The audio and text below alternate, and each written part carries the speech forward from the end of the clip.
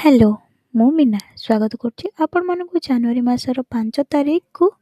ତ ମୁଁ ଆଜି ବହୁତ ଲେଟ୍ରେ ଉଠି ଡାଇରେକ୍ଟ ଲଞ୍ଚ କରିଥିଲି। ଆଉ ତାପରେ କ'ଣ କଲେ ଆସନ୍ତୁ ଦେଖାଉଛି। ତ ଏବେ ମୁଁ ଘରକୁ ଆସିଛି। ତ ମୁଁ ଏବେ ଆପଣମାନଙ୍କୁ ଦେଖେଇବି କି ଆମ ବାଡ଼ିରେ କ'ଣ କ'ଣ ସବୁ ପରିବା ଚାଷ ହେଇଛି। ଆପଣ ସହରରେ ମାର୍କେଟରୁ କିଣିକି ଖାଉଥିବା ଜିନିଷ ଆଉ ବାଡ଼ିରେ ଲଗେଇ ପୁରା ଫ୍ରେଶ୍ ତୋଳି ଖାଇବାର ମଜା ବହୁତ ହି ଅଲଗା।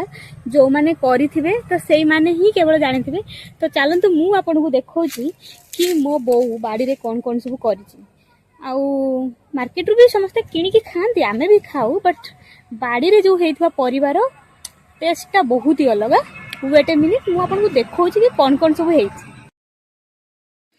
ଏଇଠି ଆମର ହେଇଛି ବହୁତ ସାରା କଦଳୀ ଆଉ ବାଇଗଣ ଗଛ ତ ବହୁତ ହି ଅଧିକା ହେଇଛି।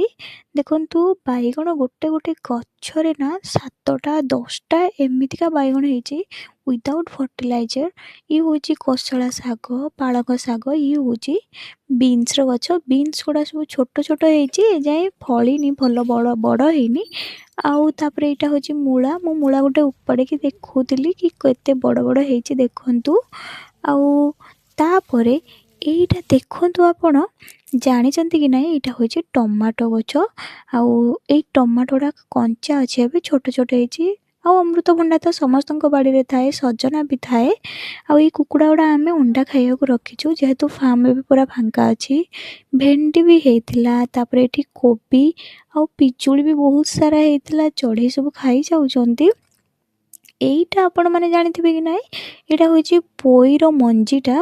ତ ତାପରେ ମୁଁ ଟିକେ ଭାବିଲି ବୋଉକୁ ଟିକେ ହେଲ୍ପ କରିଦେବି। ତାପରେ ମୁଁ ଦେଖିଲି କି ଏତେ ସାରା କଲରା ହେଇଛି, ବହୁତ ସାରା। ମୁଁ କହିଲି ବୋଉ ନେଇଯିବି, ବାକି ସିଏ ମନା କଲା, ନା ନା ତୁ ଗଲାବେଳକୁ ନେଇକି ଯିବୁ, ଏବେ ଛିଡ଼ା ନା କିଛି ବି।